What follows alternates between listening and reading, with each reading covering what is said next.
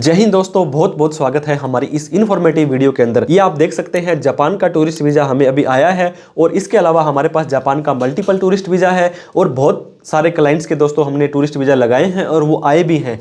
इस वीडियो के अंदर हम डिस्कस करने वाले हैं, अगर आप जापान का टूरिस्ट वीज़ा लगाना चाहते हैं तो 14 ऐसे जो रीज़न हैं, कारण हैं, पॉइंट्स हैं, वो हम डिस्कस करने वाले हैं, ताकि अगर आप उन चीज़ों का ध्यान देंगे तो आपके रिफ्यूजल आने के चांसेस घट जाएंगे। मैं ऐसे नहीं कहता हूं इन चीज़ों का ध्यान देंगे तो आपका वीज़ा 100% आ ही जाएगा।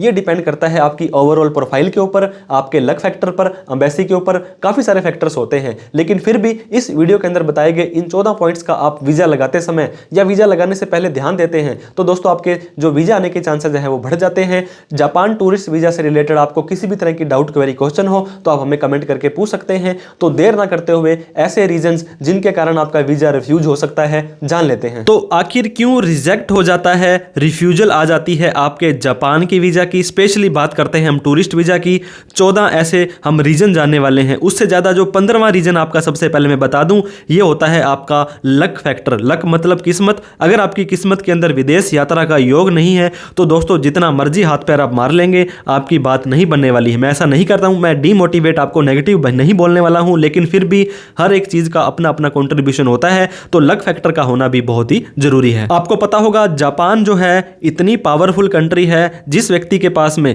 जापान का पासपोर्ट है वो किसी भी देश के अंदर जाकर के ऑन अराइवल वहां पे विजिट कर सकता है। लेकिन पावरफुल होने के साथ साथ में स्ट्रिक्ट बहुत है और रिजेक्शन रेट बहुत ज्यादा आता है। आप ये मान के चलें हमारी जो दिल्ली की एम्बेसी है वो 100 में से लगभग 90 वीज़े रिजेक्ट कर देती है। हालांकि उनका भी कोई ऐसा नहीं है, लेकिन फिर भी आपकी अगर डॉक्यूमेंटेशन बढ़िया होगी और रिजेक्शन का जो रीजन है वो भी नहीं दिया जाता है, सिर्फ एक लाल रंग की स्टैंप है, मोहर है, वो रिजेक्शन की लगा करके दे देते हैं। आप जापान का वीज़ा खुद कैसे अप्लाई कर सकते हैं, क्या क्या डॉक्यूमेंट चाहिए, बहुत तरह की डिटेल के अंदर वीडियो हमने ऑलरेडी बना रखी है, जिनको कि आप देख सकते हैं। सबसे पहला काम आपको करना है, जब भी आप जापान की जो एप्लीकेशन लगाएंगे तो दोस्तों वहां पे आपको एक एप्लीकेशन डाउनलोड करनी पड़ती है। एक 2 पेज का फॉर्म होता है, बिल्कुल ही सिंपल सा होता है। तो उस एप्लीकेशन को आपको डाउनलोड करके प्रिंट निकालना है, फिर उसको फिल करना है, भरना है। हालांकि उसका जो सेकंड पेज होता है वो लगभग सारा का सारा ही खाली रह जाता है। सिर्फ फर्स्ट पेज में आपका नाम, आपकी पासपोर्ट की डिटेल वगैरह और आपने कब जाना है, कहाँ जाना है, क्योंकि होटल की वो डिटेल भी पूछते हैं कि आप कहाँ जाकर के रुकेंगे। तो उसके अंदर ट्रू एंड फेयर जो आपके पासपोर्ट में है वो सारा डाटा डालना है। और जो आप डॉक्यूमेंट उसके अंदर दे रहे हैं, सपोर्टिंग डॉक्यूमेंट, जैसे मान लीजिए होटल बुकिंग आप अपलोड कर रहे हैं या उसमें सबमिट करेंगे तो होटल बुकिंग वाला एड्रेस ही आपको यहाँ पे डालना है। एप्लीकेशन फॉर्म बिल्कुल सही पढ़ना है, क्योंकि एप्लीकेशन फॉर्म को तो एम्बेसी देखती ही है, बाकी चीजें देखें या ना देखें। इसके बाद में दूसरा रीजन जो रिजेक्शन का होता है, आप इंडिया में रह रहे हो, आपको इंडिया से ही अप्लाई करना चाहिए। तो आपको कहीं और कंट्री से, मान लीजिए आप दुबई चले गए, आप इस तरह की कोई कंट्री में चले गए और वहां पर जापान की एम्बेसी है, वहां से जाकर के अगर आप वीजा अप्लाई करते हो तो भी ये नेगेटिव फर्क डालता है। इंडिया के अंदर भी दोस्तों, मान लीजिए आप राजस्थान, पंजाब, हरियाणा, दिल्ली में रहते हैं तो आपको दिल्ली का जुरिसडिक्शन लगेगा, वहीं से आपको अप्लाई करना है। अगर आप रहते हैं गुजरात के अंदर, महाराष्ट्र के अंदर, तो आपको मुंबई में अप्लाई करना है। इनके काउंसलेट बने होते हैं 4, तो वहीं पर ही आपको अप्लाई करना है, किसी और कंट्री से भी नहीं करना है और कंट्री के अंदर भी किसी और एरिया से नहीं करना है, क्योंकि वो रिजेक्शन दे देते हैं कि आप यहाँ पे क्यों अप्लाई कर रहे हो।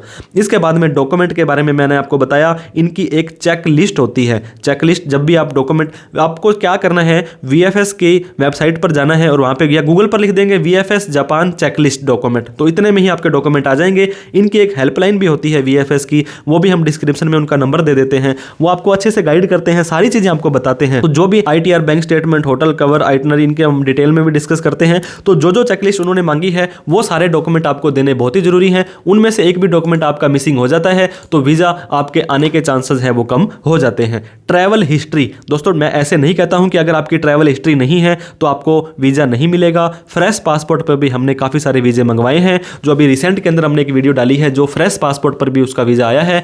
तो आपको क्या करना है कि आपको अपनी करेक्ट ट्रैवल हिस्ट्री बतानी है। अगर आपकी इंटरनेशनली है, कई जो पासपोर्ट होते हैं दोस्तों, वीजे होते हैं, उनका तो स्टिकर लग जाता है। स्टिकर में क्या होता है, उनको पता लग जाता है कि ये व्यक्ति इसका वीजा लिया हुआ है। लेकिन उसके अलावा कुछ ई वीजा भी होते हैं, जैसे कि कई कंट्रियों का ई वीजा आता है, ऑस्ट्रेलिया का ई वीजा आ गया, जैसे कि दुबई का ई वीजा आ गया। तो उन इनकी आपको वहां पे मेंशन करनी है। और इंडिया की भी ट्रैवल हिस्ट्री आप जरूर मेंशन करें। अगर आप घूमने जाना चाहते हैं तो मैं इंडिया में भी घूमता हूं, मैं जम्मू कश्मीर लेह लद्दाख में गया हूं, मैं कश्मीर से कन्याकुमारी घूमा हूं, इस तरह का थोड़ा सा मेंशन कर देंगे तो थोड़ा सा प्लस पॉइंट आपका हो जाता है। फोटो की बात करें, पासपोर्ट साइज की सिर्फ एक ही फोटो उनसे मांगी जाती है दोस्तों। जब भी आप ये एप्लीकेशन का फॉर्म भरेंगे तो यहां पर एक फोटो का एक यहां पे आने वाला है। तो फोटो सबसे पहले तो मैट पेपर पर अच्छी क्वालिटी की होनी चाहिए, 80% फेस आपका दिखना चाहिए, 2x2 या जो भी उसका 35x45 mm जो इनका साइज वहां पे दिया गया है उसके हिसाब से आपको ब्लरी फोटो नहीं लेनी है। कान दिखने चाहिए, माथा दिखना चाहिए, ताकि हम हमारे केस के अंदर दोस्तों एक फीमेल का वीजा लगा रहे थे तो उनका कान नहीं दिख रहा था यहाँ से, तो कान नहीं दिख रहा था तो उन्होंने वो हमें बताया, कुछ तो क्या VFS वाले पहले ही बता देते हैं आपको कि ये चीज़ आपकी नहीं चलेगी, तो आपको उसके अकॉर्डिंग ही उनको डॉक्यूमेंट देने पड़ते हैं। प्रिंट आउट जो भी डॉक्यूमेंट आपके चेकलिस्ट के लेके जाएंगे उनको दोस्तों हार्ड कॉपी में लेके जाना है। ऐसा नहीं है कि उनको सर मैं मेल कर दूं, PDF मेरे पास में है, उनको अच्छी क्वालिटी के अंदर प्रिंट निकालें और जो जो डॉक्यूमेंट पॉसिबल है वो कलर प्रिंट ही आप निकालें। अगर आपकी प्रेजेंटेशन अच्छी होगी तो आपकी प्रोफाइल स्ट्रांग होगी, प्रोफाइल स्ट्रांग होगी तो एम्बेसी में जो ऑफिसर बैठे हैं वो आपके वहाँ पे विश्वास हो जाता है उनको कि हाँ जी सच में ही इस व्यक्ति को वीज़ा दे देना चाहिए। तो आपकी क्वालिटी बहुत ही अच्छी होनी चाहिए, आपकी भी, आपके डॉक्यूमेंट की भी और डॉक्यूमेंट के प्रिंट की भी। इसके बाद में कवर लेटर एंड आइटनरी। दोस्तों कवर लेटर क्या होता है? ये एक रिक्वेस्ट होती है जो एम्बेसी को आप लिखते हैं, इससे आप एम्बेसी के ऑफिसर से बात करते हैं। आप खुद तो वहाँ पे जा नहीं सकते हैं तो आपका कवर लेटर वहाँ पे जाता है और वो बोलता है, तो ऑफिसर हमेशा ही 101% आपका कवर लेटर पढ़ते हैं, चेक करते हैं उसमें आपने क्या लिखा है, उसको प्रोफेशनली बड़े ही अच्छे तरीके से आपको अपना इंट्रोडक्शन देना है। इसके बाद में आपको बताना है कि मैं पहले यहाँ जा चुका हूँ, मैं ये करता हूँ, मेरे बिना ये नहीं हो पाएगा, मेरी फैमिली में ये, मतलब जो जो डॉक्यूमेंट आप सबमिट नहीं कर पाए हैं, मतलब जो जो डॉक्यूमेंट नहीं दे पाए हैं उनको, मान लीजिए आपका कोई ऐसा कोई बिजनेस का डॉक्यूमेंट था वो नहीं ले रहे हैं तो कोई दिक्कत नहीं है। आपकी मान लीजिए FD है, आपका क्रेडिट कार्ड है, वो आपसे नहीं लेते हैं तो आप उसको कवर लेटर में मेंशन कर दें कि मेरे पास 10 लाख रुपए का क्रेडिट कार्ड है, मेरे पास 20 लाख की FD भी है। और आप अगर बिजनेसमैन है तो अपने लेटर हेड के ऊपर बढ़िया ही तरीके से कंप्यूटराइज तरीके से उसको बनाएं। ऐसा नहीं है कि चलते फिरते इसको आप लिख दें ताकि आपका चांसेस है वो घट जाएं। और आइटनरी आपकी डे टू डे बढ़िया होनी चाहिए। डे 1 में आप कटरा, जहाँ पे आप मान लीजिए टोक्यो जाएंगे, डे 2 में योकोहामा, डे 3 में आप इस तरह की ना बना दें कि एक कोने से दूसरे कोने की आइटनरी आपकी बन जाए, तो उनको डाउट हो जाता है कि इस व्यक्ति को पता ही नहीं है इसको जाना कहाँ है। तो कवर लेटर आइटनरी बहुत ही बढ़िया तरीके से आपको बनानी है। फ्लाइट दोस्तों अब जब भी जाएंगे, मान लीजिए दिल्ली के आप इंदिरा गांधी एयरपोर्ट से जाएंगे और आपको टोक्यो हनेडा में जाना है, जहां पर भी जाना है तो उनको आपको बताना पड़ेगा कि मैं इस फ्लाइट से, फ्लाइट नंबर मेरा ये है और मेरी ये PNR नंबर है, इससे मैं जाऊंगा। हालांकि वो कंफर्म टिकट आपसे कभी नहीं मांगते हैं, लेकिन आप डम्मी टिकट करवाएं, बढ़िया तरीके से करवाएं। कई बार होल्ड वाली टिकट हो जाती है कि 2-4 दिन 5 दिन का होल्ड हो जाता है, PNR चेक होता है। कई बार PNR वो चेक नहीं भी करते हैं, नॉर्मल भी आप दे देंगे तो भी आपका चल जाता है। और आप कोशिश करें रिफंडेबल टिकट करवा लें। कंफर्म टिकट कराएंगे तो उनको ये लगेगा कि हाँ जी इस व्यक्ति को सच में जाना है, तभी तो ये अपनी टिकट कंफर्म करवा के पहले से ही हमें एप्लीकेशन कर रहा है। होटल की बुकिंग, जब भी आप वहां पे जाएंगे तो आपको जब एप्लीकेशन का फॉर्म भरना पड़ता है तो वहां पे आपको लिखना पड़ता है आप कहां पे रुकेंगे, उसका नेम, उसका एड्रेस, उसकी कॉन्टैक्ट डिटेल। तो आप होटल को कंफर्म बुकिंग करके ही जाएं, ऐसे आप ना जाएं। दोस्तों आपका स्टे तो जेन्युइन होना चाहिए ना। आप 10 दिन के लिए जा रहे हो, मान लीजिए 3 एरिया में जाओगे तो 3 होटल तो कम से कम आपके होने चाहिए। आप पे लेटर वाले ऑप्शन पे होटल बुकिंग कैसे करें इसके ऊपर भी हमने डिटेल में वीडियो बना रखी है, तो उसको भी आप जरूर देख लें ताकि किसी भी तरह की दिक्कतों का सामना आपको ना करना पड़े। दोस्तों बैंक स्टेटमेंट, ये आपके फाइनेंशियल्स को शो करता है कि आप कितने फाइनेंशियली स्ट्रांग हैं यहाँ पे। तो कम से कम 3 महीने की बैंक स्टेटमेंट आपको देनी होती है। अगर आपकी बिजनेस नहीं है तो नॉर्मल आपको सेविंग अकाउंट ही देना है। इसके अंदर मैं आपको ये रेकमेंड करता हूँ 4 लाख, 5 लाख, 6 लाख आपकी आइटनरी के हिसाब से। आप वहाँ पे 30 दिन रुक रहे हैं तो दोस्तों कितना खर्चा हो जाएगा। टोक्यो दुनिया का सबसे महंगा शहर है,